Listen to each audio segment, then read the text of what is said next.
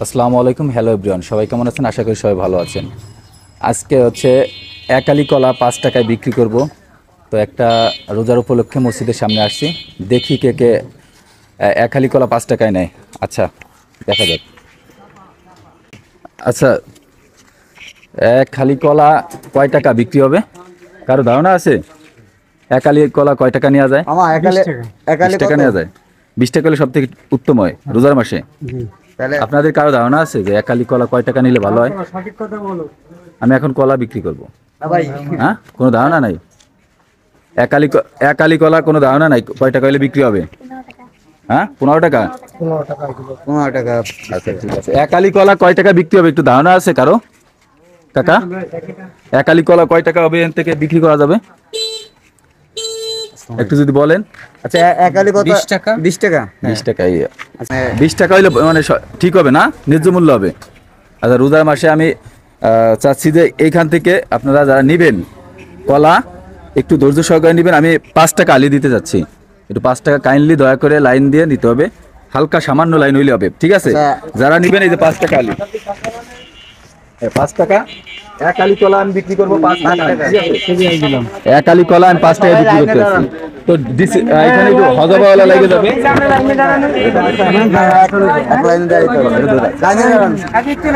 আচ্ছা, একালি কলা 5 টাকা রোজার উপলক্ষে, শুধু রোজার উপলক্ষে একালি কলা 5 টাকা। যে নিবে প্রথম আমার হাতে 5 টাকা দিতে হবে, ঠিক আছে? প্রথম 5 টাকা। টাকা আগে, টাকা আগে। না না, আমরা লাইনে আছি। আমাকে আর খালি দিলে আমরা 10টা দিতে পারি। না না, একজনে 2 পিস দিয়ে দেবে না। আচ্ছা, যে পাইছেন ছেড়ে যান, যে পাইছেন ছেড়ে যান। যে পাইছেন একজনে আমি 2 পিস দিতে পারবো না রোজার মাসে। ভাই আপনি সামনে দুইজন এই ফটো আমি দিয়ে দিচ্ছি।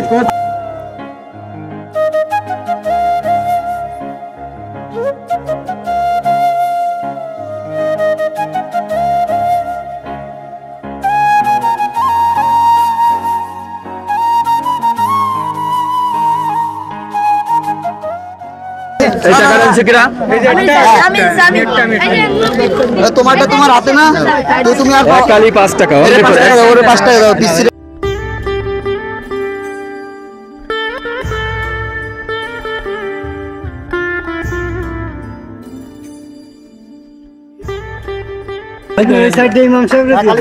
আচ্ছা, এই একালে মসজিদে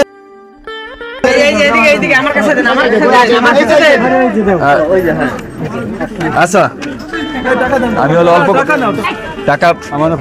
আচ্ছা আচ্ছা আচ্ছা, কেউ কি টাকা পাবেন এইখানে? কেউ কি টাকা পাবেন 5 টাকা? কেউ পাবেন। আচ্ছা, আমি চাইছিলাম যে অল্প করে কলা আনছি, তো একালি 5 টাকা বিক্রি করার চেষ্টা করছি। এটা ভালো হয়েছে না রোজা উপলক্ষে? আচ্ছা, দোয়া করবেন জানি এর থেকে ভালো ভালো জিনিস আরো কম টাকায় খাইতে পারি মানুষকে, ঠিক আছে?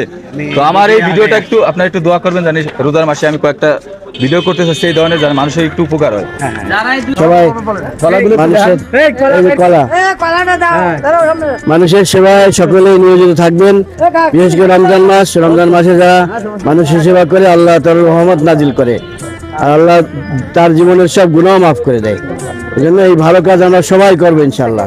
আজকে এই পর্যন্তই। সবাই ভালো থাকবেন, সুস্থ থাকবেন।